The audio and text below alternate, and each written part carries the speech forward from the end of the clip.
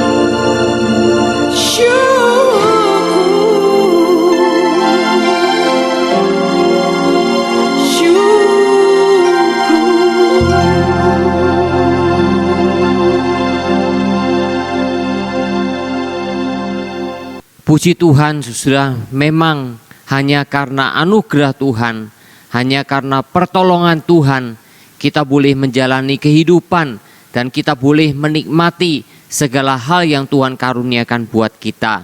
Mari kita berdoa bersama-sama. Bapa Surgawi, kami bersyukur, berterima kasih untuk anugerah Tuhan buat kami semua. Terima kasih kesempatan pada malam hari ini kami boleh berdoa kembali bersama-sama. Kiranya Bapa Engkau yang menyertai dan memimpin kami, sertai hamba-Mu untuk boleh memimpin seluruh rangkaian doa ini dari awal sampai akhir. Bersyukur, berterima kasih Bapa, Engkau mendengar seluruh doa kami dalam nama Tuhan Yesus Kristus. Amin. Saudara, kita akan menyanyikan sebuah lagu Bagaikan Bejana.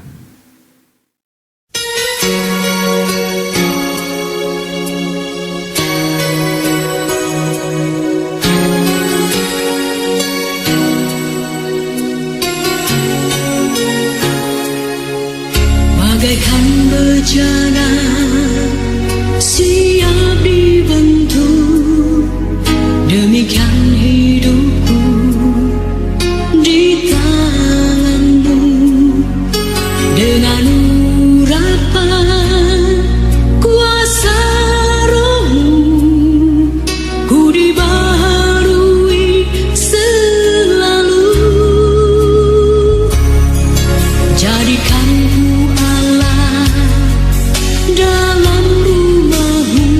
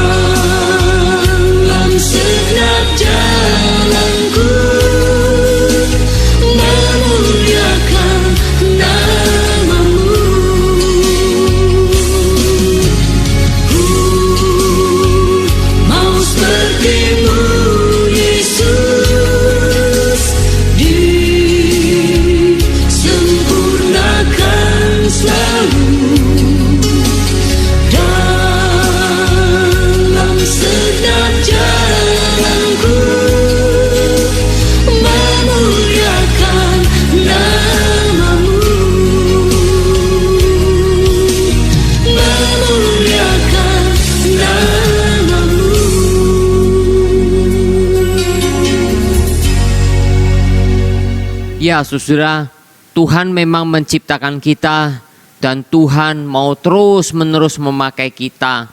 Dan sebagai orang-orang yang dipakai oleh Tuhan, biarlah kita senantiasa mau berserah kepada Tuhan dan membiarkan Tuhan yang senantiasa membentuk kita. Saudara, pada malam hari ini kita akan merenungkan satu topik yang sangat penting sekali, yaitu kuasa Allah yang disempurnakan. Mari kita membaca bersama-sama 2 Korintus 12 ayatnya yang ke-9. Demikian firman Tuhan. Tetapi jawab Tuhan kepadaku, cukuplah kasih karuniaku bagimu, sebab justru dalam kelemahanlah kuasaku menjadi sempurna. Sebab itu terlebih suka aku bermegah atas kelemahanku, supaya kuasa Kristus turun menaungi aku. Saudara yang dikasihi oleh Tuhan, di sini dikatakan justru dalam kelemahanlah kuasa Allah menjadi sempurna. Kuasa Allah menjadi sempurna. Saudara, mari kita lebih dahulu berdoa mohon pimpinan Tuhan.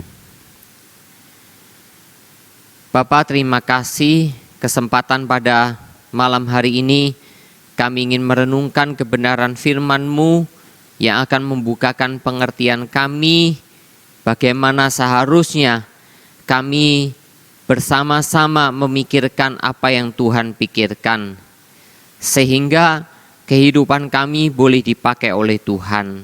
Bapa, Kau berkati renungan kami pada malam hari ini. Dalam nama Tuhan Yesus Kristus kami berdoa. Amin. Saudara, jelas sekali ada perbedaan yang nyata antara cara berpikir kita manusia dengan cara berpikir Tuhan. Walaupun sebetulnya pada awal Tuhan menciptakan manusia, Tuhan ingin sekali manusia yang dicipta amat sempurna itu akan bisa mengikuti jalan pikiran Tuhan. Akan bisa mengerti kehendak Tuhan.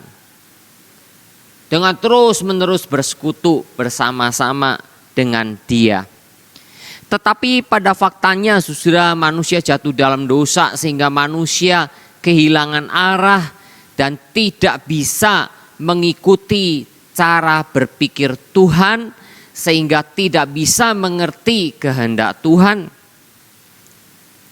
Nah saudara, kita sebagai manusia pada umumnya berpikir dengan kekuatan-kekuatan dan dengan rencana-rencana kita, dengan kepandaian kita, dengan kemampuan kita, kita percaya bahwa kita bisa melakukan hal-hal yang kita idamkan, yang kita inginkan, yang kita cita-citakan, yang kita ingin sekali terwujud dan membuat kita semakin nyaman. Tetapi saudara, pada faktanya justru kita melihat apakah manusia bisa melakukan semuanya? Apakah manusia bisa mengontrol semuanya? Terbukti dengan pandemi virus COVID-19 ini saudara, semua berantakan, semuanya kacau balau, semuanya tidak bisa diprediksi. Teori-teori manajemen, teori-teori ekonomi, teori-teori pembangunan, teori-teori masa depan, teori-teori termasuk perdagangan, saham dan sebagainya. Semua luluh lantak, semua berantakan. Saudara, apalagi berkenaan dengan kelemahan-kelemahan dan ketidakmampuan kita. Kita sering berpikir kita harus menggunakan kekuatan kita. Kita harus mencoba menunjukkan kemampuan-kemampuan kita. Tetapi saudara, pada faktanya banyak orang yang gagal. Banyak orang yang gagal. Terlebih lagi saudara, di dalam hal pekerjaan Tuhan. Di dalam hal pekerjaan Tuhan. Saudara, kita cenderung berdalih, kita akan menolak melakukan tugas-tugas yang sulit. Kita akan menolak melakukan tugas-tugas yang sukar. Apalagi yang membutuhkan tenaga, yang membutuhkan pikiran dan sebagainya. Nah, saudara yang dikasihi oleh Tuhan, ingat bahwa Tuhan memiliki cara tersendiri. Cara berpikir Tuhan berbeda dengan cara berpikir kita. Dan terbukti nyata pada waktu Tuhan merencanakan untuk menyelamatkan manusia dan membangun satu umat Tuhan, komunitas umat Tuhan yang bisa dipakai oleh Tuhan untuk memuliakan Tuhan, untuk bisa betul-betul menyebarkan berita Injil, untuk bisa membawa shalom kepada banyak orang. Saudara, cara Tuhan berbeda dengan cara kita. Karena itu saudara, untuk menebus umat manusia dari dosa, untuk menebus umat manusia dari kuasa jahat, untuk menolong manusia dari kuasa maut, apakah Tuhan memakai kuasanya yang begitu hebat untuk menghancurkan dosa, maut, dan iblis? Saudara, di sini kita melihat Tuhan memakai satu cara paradoks, yaitu Tuhan menggunakan seluruh kelemahan-kelemahan manusia. Tuhan menggunakan seluruh ketidakberdayaan manusia untuk menghancurkan kuasa si jahat, menghancurkan kuasa dosa, dan menghancurkan kuasa kematian. Apa itu saudara? Jalan salib. Saudara, memang Tuhan melakukan banyak mujizat dalam pelayanannya. Dan selama hari Minggu ini saudara, dalam 1 tahun ini kita mengkhotbahkan kitab-kitab Injil. Dan bagaimana mujizat-mujizat Tuhan yang luar biasa. Tetapi saudara, mujizat, kuasa mujizat Tuhan, saya katakan tanda petik, tidak digunakan pada waktu Tuhan menjalani jalan penderitaan menuju kayu salib, bahkan sampai mati dan dikuburkan. Tuhan tidak berbicara, Tuhan tidak membela diri, Tuhan tidak menggunakan kuasanya. Walaupun Petrus berusaha untuk membela Tuhan dengan menghunuskan pedangnya, Tuhan katakan, kembalikan ke sarungnya pedang itu. Siapa yang memakai pedang akan terkena hukuman pedang juga. Sampai Tuhan mengatakan, kamu menyangka aku ini penyamun sehingga engkau mendatangkan begitu banyak prajurit untuk menangkap aku. Apakah aku tidak bisa berseru kepada Tuhan, kepada surga, mendatangkan pasukan surgawi? Tapi karena kerajaanku bukan dari dunia ini, kerajaanku adalah dari surga. Saudaraku yang dikasihi oleh Tuhan, Tuhan Yesus pada waktu menjalani jalan penderitaan, jalan salib untuk menebus saudara dan saya, untuk menghancurkan kuasa dosa, kuasa kematian dan kuasa iblis itu, dia dengan tenang menggunakan seluruh kelemahan manusia, menggunakan seluruh ketidakberdayaan manusia. Dia seperti domba yang keluh dibawa kepada pembantaian.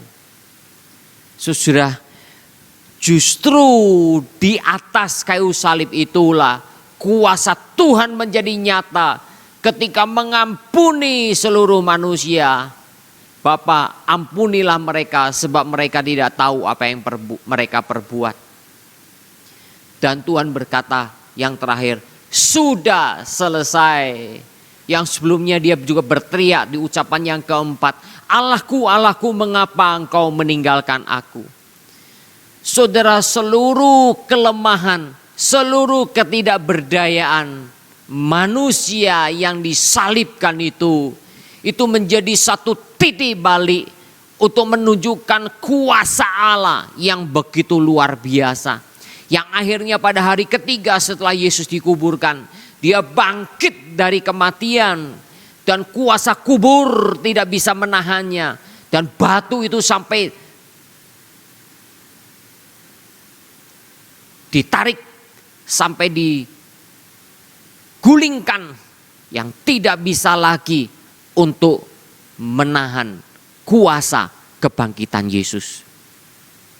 Saudara-saudara yang dikasihi oleh Tuhan, di dalam kelemahan, di dalam penyerahan diri, tidak melawan, penuh kesabaran, menanggung seluruh penderitaan, bahkan sampai mati, dikuburkan sampai 3 hari 3 malam.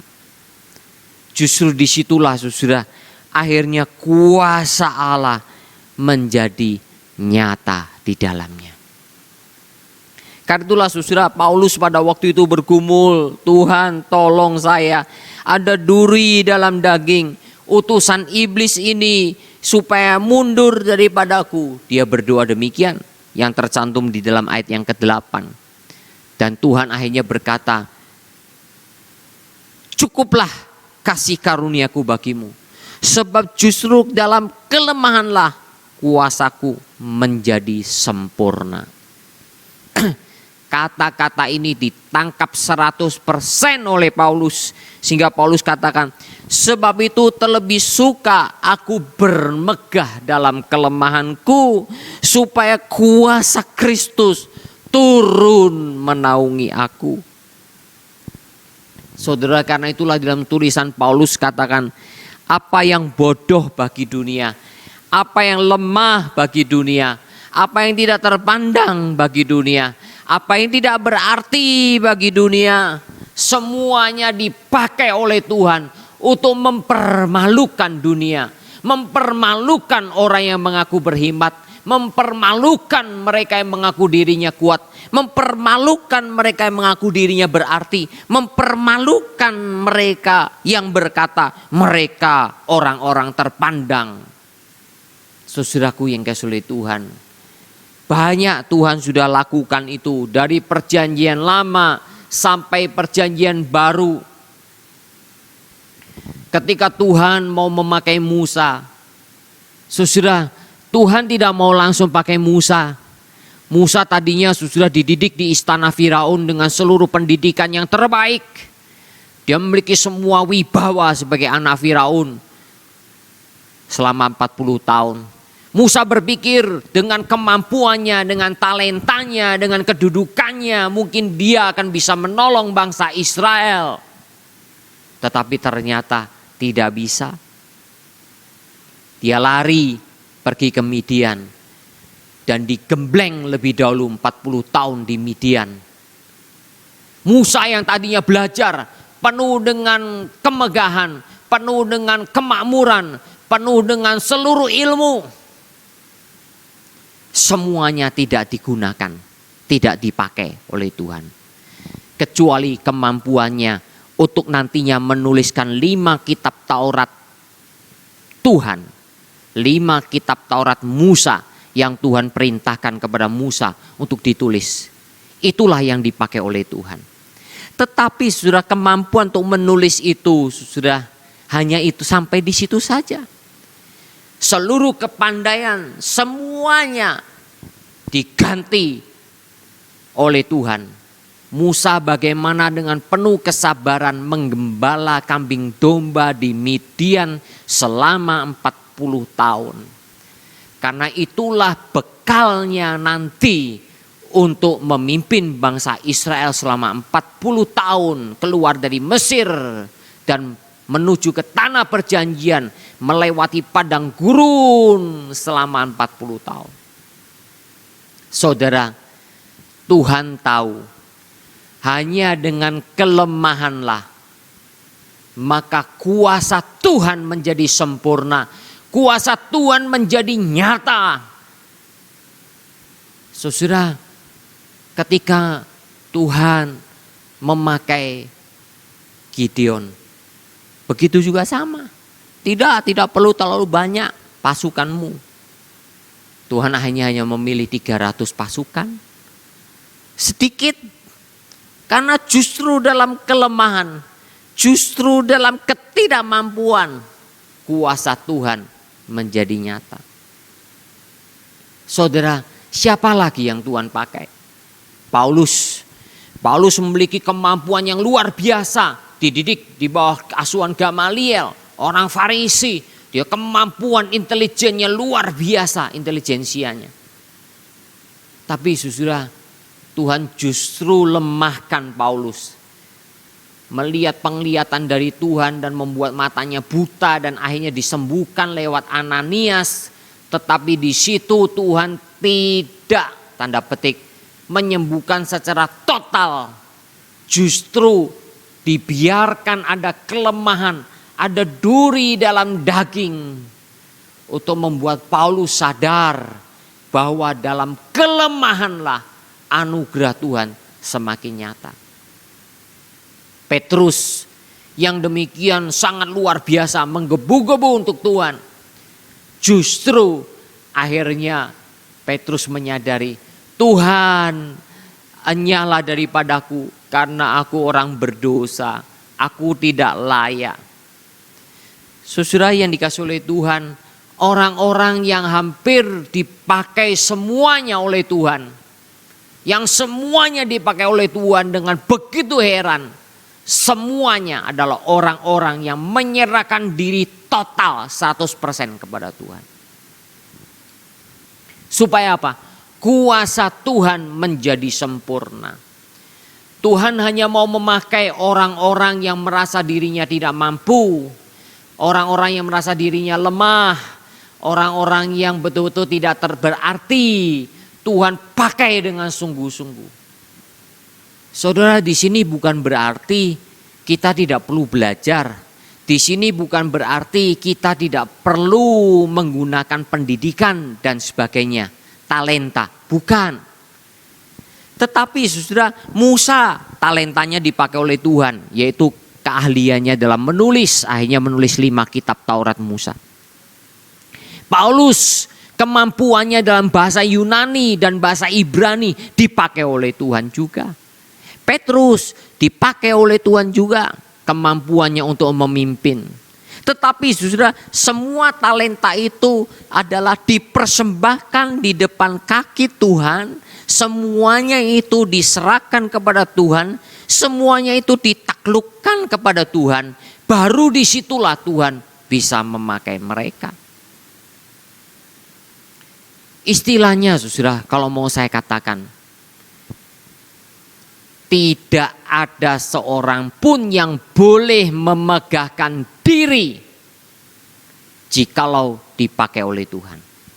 Tidak ada seorang pun yang bisa mengatakan itu karena jasa saya, karena kemampuan saya, karena keahlian saya, karena talenta saya, karena saya punya uang, karena saya begitu fasih lidah dan sebagainya, maka pekerjaan Tuhan menjadi hebat. Tidak. Tuhan hanya ingin memakai orang-orang yang merasa dirinya tidak berguna, tidak berarti, lemah, tidak berdaya, dan menyerahkan seluruhnya di hadapan Tuhan, dipersembahkan kepada Tuhan, dan Tuhan yang memakainya 100%. Dia hanya alat, dia hanya bejana yang dibentuk oleh Tuhan. Sebab itulah dari kitab Kejadian sampai kitab Wahyu, kalau saudara setia membaca Alkitab setiap hari, dan satu demi satu saudara renungkan, dan saudara akan terbuka semua orang yang dipakai oleh Tuhan. Nabi-nabi di perjanjian lama, raja-raja di perjanjian lama, imam-imam di perjanjian lama, rasul-rasul dan murid-murid di perjanjian baru, dan bahkan Tuhan Yesus sebagai kegenapan seluruh kitab suci, baik perjanjian lama maupun perjanjian baru, itu pun memberikan teladan kepada saudara dan saya. Tuhan Yesus menyerahkan sepenuhnya. Tuhan Yesus menggunakan seluruh kelemahan dan kekurangan ketidakberdayaan manusia untuk menaklukkan semuanya dan mempersilahkan kuasa Allah yang besar menjadi nyata, menjadi sempurna dengan seluruh karya penebusan yang 100% Yesus Kristus lakukan buat saudara dan saya. Saudara yang dikasih oleh Tuhan, setelah kitab Perjanjian Baru juga selesai ditulis dalam kitab Wahyu, saudara, pertumbuhan gereja luar biasa dan Tuhan memakai orang-orang yang merasa dirinya lemah, yang merasa dirinya tidak mampu. Salah satu contoh yang saya katakan, William Wilberforce. Pernah saya berikan contoh dalam khotbah saya pada hari Minggu. Bagaimana kekristenan, orang-orang yang dipakai oleh Tuhan, yang mempengaruhi dunia dan yang menjunjung tinggi hak asasi manusia yang berdasarkan mengasihi sesama manusia. William Wilberforce adalah tokoh reformasi budak di Inggris. Tahukah saudara, dia bukan orang yang tinggi besar. Dia orang yang kecil dan lemah. Sampai ada yang menanggapi, angin besar pun bisa meniupnya terjatuh. Saudara, jadi kalau melihat perawakan, kondisi tubuh William Wilberforce, banyak yang tidak akan menyangka orangnya seperti ini ya. Ada seorang bernama Boswell, sama-sama anggota parlemen Inggris pada waktu itu, selalu mencibir William Wilberforce, selalu mencibir. Tetapi suatu kali sudah ketika William Wilberforce berbicara di sidang parlemen Inggris, tadinya Boswell ini mengatakan, ya siapa ini udang. Jadi William Wilberforce itu disebut udang, si udang. Mau ngapain si udang itu? Tetapi ketika William Wilberforce dengan pergumulan yang sungguh-sungguh selama puluhan tahun menggumuli mengenai amandemen undang-undang untuk pembebasan para budak. Dengan alasan kemanusiaan, budak itu adalah juga manusia 100% sama seperti mereka orang-orang Inggris. Ketika William Wilberforce pada puncaknya berpidato di sidang parlemen, Boswell mengatakan, saya tidak terduga orang yang saya anggap sebagai udang itu ketika mendengar berbicara dengan jelas di parlemen seperti demikian, mendadak dia seperti ikan paus yang penuh dengan kuasa, sehingga seluruh anggota parlemen Inggris mau tidak mau menyetujui mengundang-undangkan pembebasan para budak. Saudara yang kasih oleh Tuhan, hanya orang-orang yang merasa diri tidak mampu yang bisa dipakai oleh Tuhan. Dan itu menjadi kemuliaan bagi Tuhan. Kalau saudara dan saya merasa diri mampu, merasa diri hebat, kita tidak akan dipakai Tuhan. Kuasa Tuhan tidak akan sempurna. Tuhan hanya akan berdiam diri, mau lihat seberapa kamu hebat. Tidak. Saudara, Tuhan hanya akan memakai orang-orang yang betul-betul berserah 100%. Tidak ada satu kesombongan apapun di dalam dirinya. Tidak ada satu pikiran yang menganggap dirinya berkontribusi dalam pekerjaan Tuhan. Dia hanya akan berkata, pakailah aku Tuhan, apa yang ada padaku. Pakailah aku Tuhan. Dan disitulah sudah nama Tuhan akan dipermuliakan. Saudara, di tengah-tengah pelayanan kita pada hari ini, yang kita tidak tahu akan seperti apa di masa-masa mendatang, termasuk gereja kita GKI Surabaya. Juga di tengah-tengah pandemi yang sekarang ada, kita tidak tahu apa yang harus kita lakukan. Kita punya semua kelemahan-kelemahan kita. Tapi maukah saudara dan saya tetap dipakai oleh Tuhan? Memperhatikan orang-orang lain. Memakai semua kelemahan kita untuk Tuhan pakai. Sehingga bisa menjadi kemuliaan bagi Tuhan. Di mana kuasa Tuhan menjadi nyata di dalamnya. Bagaimanakah saudara kita memahami ini? Karena itu saya tegaskan kembali. Cukuplah kasih karuniaku bagimu.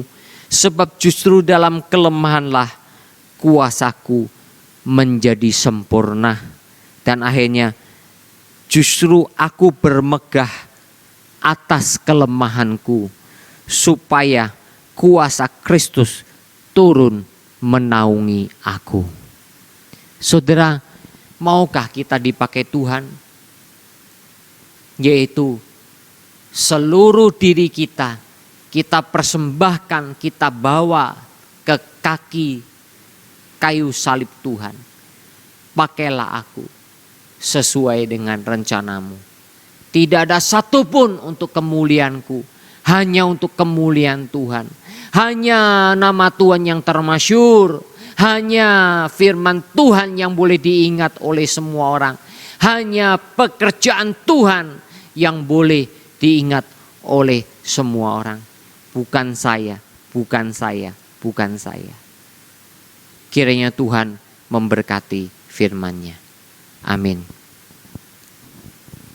Mari saudara kita merenungkan sejenak renungan firman Tuhan yang telah kita dengarkan bersama.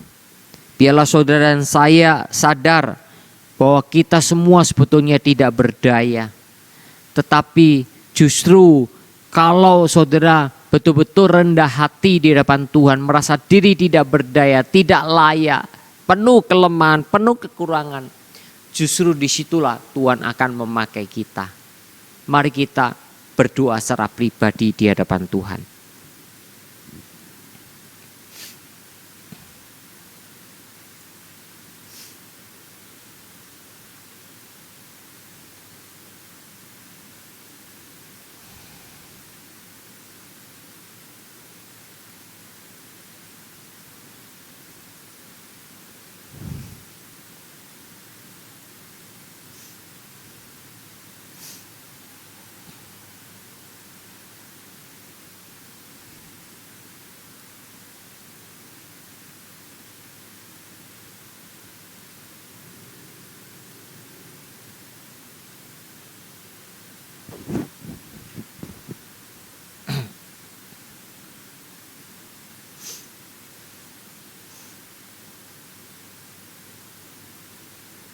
Amin.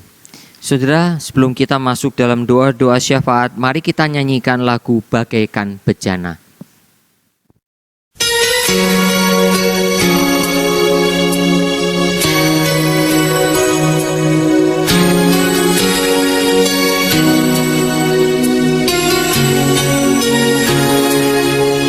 Bagaikan bejana siap dibentuk, demikian hidupku di tanganmu.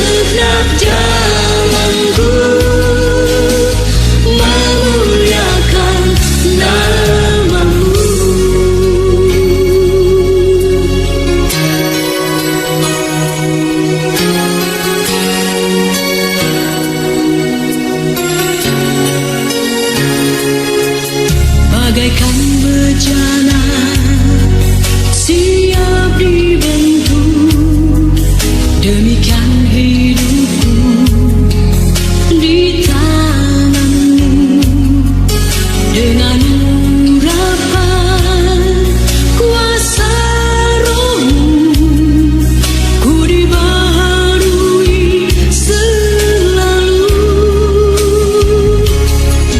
Jadikanku Allah dalam rumah-Mu, inilah hidupku di tangan-Mu.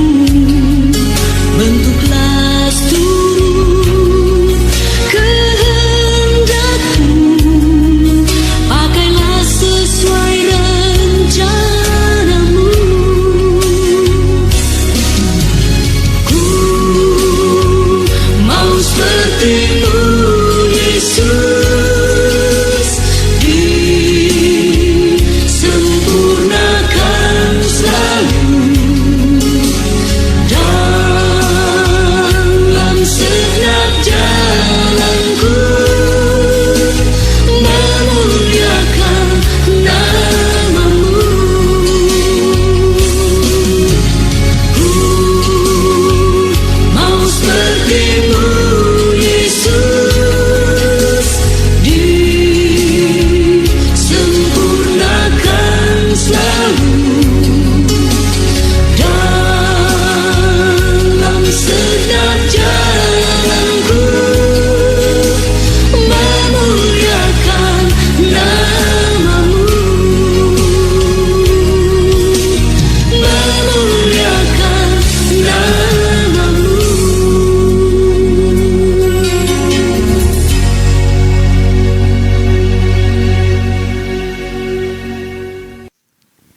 Saudara, seperti tanah liat yang mau dipakai oleh sang penjunan, yaitu Tuhan.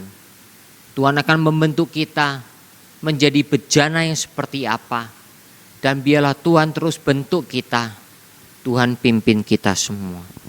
Mari saudara, kita akan berdoa bersama-sama untuk para misioneri yang melayani Tuhan di pedalaman-pedalaman. Bukan hanya di Indonesia, tapi juga ada di negara-negara dunia ketiga, seperti yang ada di Afrika, di Asia Tenggara, di Indochina, di Asia Tengah, Asia Selatan, dan berbagai tempat di muka bumi. Doakan untuk semua misioneri agar Tuhan memakai mereka dengan seluruh keterbatasan mereka.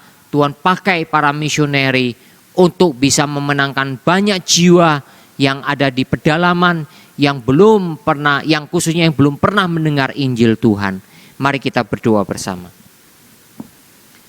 Bapa, kami mau berdoa menyerahkan para misioneri ya Bapa, hamba-hamba Tuhan yang Tuhan panggil secara khusus untuk melayani di daerah-daerah pedalaman, baik di Afrika, di Asia Kecil, di Asia Selatan, di Timur Tengah, juga ya Bapa di Asia Tenggara, termasuk di Indonesia, di kepulauan-kepulauan Pasifik, bahkan juga ya Bapa di Amerika Selatan.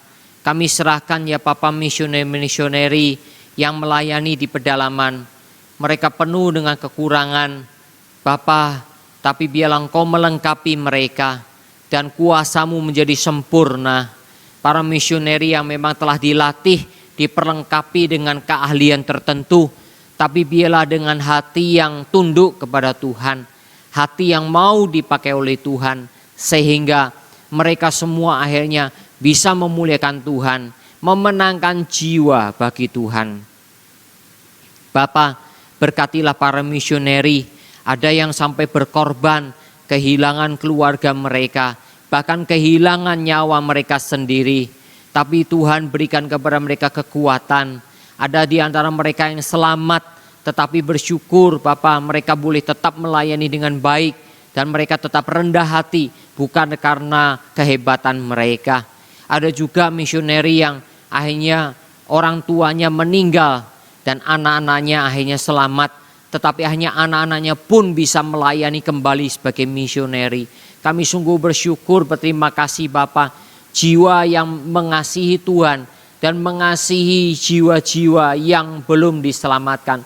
Tuhan akan terus tanamkan di dalamnya. Berdoa menyerahkan khususnya misioneri di Indonesia. Berikanlah ya Bapa mereka kekuatan dalam melaksanakan pelayanan-pelayanan mereka. Dengar doa kami Bapa, dalam nama Tuhan Yesus Kristus. Amin. Saudara, doakan untuk PPMT dari Sinode GKY. Pelatihan pelayanan misi terpadu dari Sinode yang juga dari gereja-gereja dewasa di lingkungan Sinode GKY. Yang kita tahu seperti Pluit, melayani di Sumba, untuk Greenfield yang melayani di Kalimantan Barat, dan beberapa pelayanan-pelayanan PPMT yang lain. Doakanlah supaya PPMT juga menjadi salah satu bagian pelayanan yang menjadi berkat bagi orang-orang yang ada di daerah terpencil. Mari kita berdoa bersama. Bapa, kami mau berdoa untuk pelayanan misi terpadu atau PPMT dari Sinode GKY yang juga dikerjakan pula oleh beberapa gereja-gereja GKY. Mari sertai dan pimpin ya Bapa pelayanan misi terpadu untuk melengkapi orang-orang di daerah-daerah terpencil dengan keahlian-keahlian bercocok tanam, bertani, nelayan dan sebagainya. Namun sekaligus Bapa melalui itu mereka diajar akan kebenaran-kebenaran Tuhan. Mari sertai Bapa PPMT yang dilaksanakan oleh Pluit di daerah Sumba, oleh Greenfield di daerah Kalimantan Barat, dan beberapa GKY yang lain mengerjakan di beberapa daerah seperti yang ada di Nias, di Sumatera Selatan, mungkin juga di Bengkulu dan di beberapa tempat. Bapak kiranya Engkau yang menyertai dan memimpin supaya pelayanan misi terpadu dengan hamba-hamba Tuhan dan para ahli dalam melatih keterampilan-keterampilan. Pimpinlah ya Bapa supaya dengan demikian masyarakat di daerah-daerah menjadi terangkat ekonominya dan sekaligus mereka boleh dibimbing dengan kebenaran-kebenaran firman Tuhan. Bersyukur, berterima kasih Bapa, Kau yang memberkati dan menyertai PPMT. Di dalam nama Tuhan Yesus Kristus kami berdoa. Amin. Kita mau berdoa untuk sekolah Yobel. Saudara, sekolah ini dikhususkan kepada anak-anak yang memang kekurangan secara ekonomi, tapi ingin sekali bisa diraih, dididik dengan baik di sekolah Yobel menjadi murid-murid yang berprestasi. Beberapa sekolah sudah didirikan di Singkawang, di Lubuk Linggau, dan di Kupang. Mari kita doakan para guru yang mengajar, kepala sekolah sebagai koordinator untuk semuanya bahu-membahu bekerja sama melakukan pendidikan Kristen yang terbaik buat anak-anak yang sangat butuhkan pertolongan ini. Mari kita berdoa. Kami mau berdoa menyerahkan pula ya Bapak untuk sekolah Yobel yang sudah didirikan di Kupang, Lubuk Linggau dan Singkawang. Khusus untuk anak-anak yang dari keluarga yang kurang mampu, tetapi mereka boleh dijangkau untuk dididik dengan pendidikan yang terbaik yang terus diusahakan oleh sekolah Yobel. Baik kepala sekolah, koordinator, dan guru-guru, Kau pimpin mereka semua berdedikasi dalam mendidik anak-anak yang ada. Kami sungguh menyerahkan ke dalam tangan-Mu ya Bapa, kiranya Engkau yang memberkati dan menyertai. Kami percaya banyak anak-anak dari orang-orang yang tidak mampu ini boleh mendapatkan pendidikan yang selayaknya. Jikalau memungkinkan ya Bapa, mereka boleh terus melaksanakan pendidikan sampai perguruan tinggi dan mereka boleh memuliakan nama Tuhan.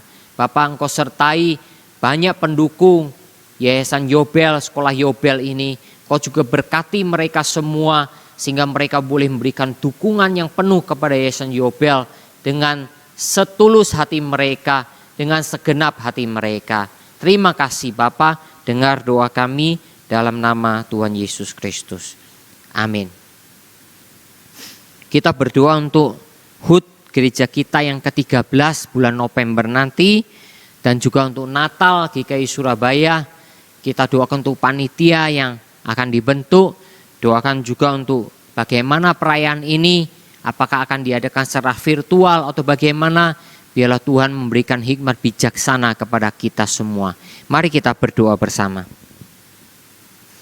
Berdoa menyerahkan ya Bapa ulang tahun gereja kami yang ke-13 November nanti, dan sekaligus perayaan Natal Desember nanti.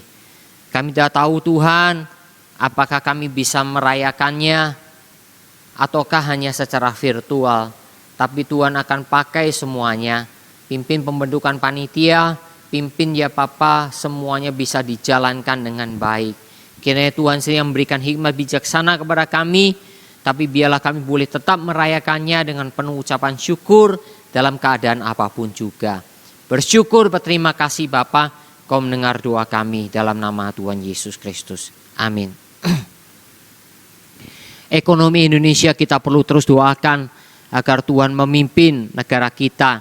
Biarlah ekonomi seluruh rakyat Indonesia bisa tetap tertunjang walaupun memang terjadi penurunan, tetapi kita harapkan tidak terjadi resesi.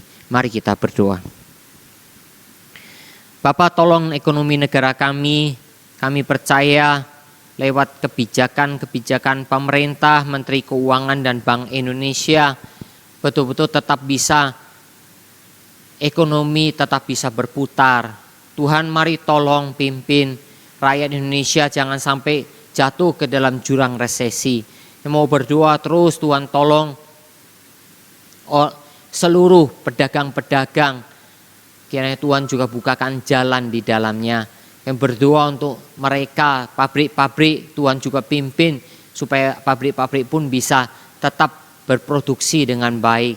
Jangan sampai terjadi resesi ya Bapak yang bisa menghancurkan ekonomi. Kami yang mengharapkan belas kasihan dan pertolongan Tuhan saja. Dengar doa kami Bapa, dalam nama Tuhan Yesus Kristus. Amin.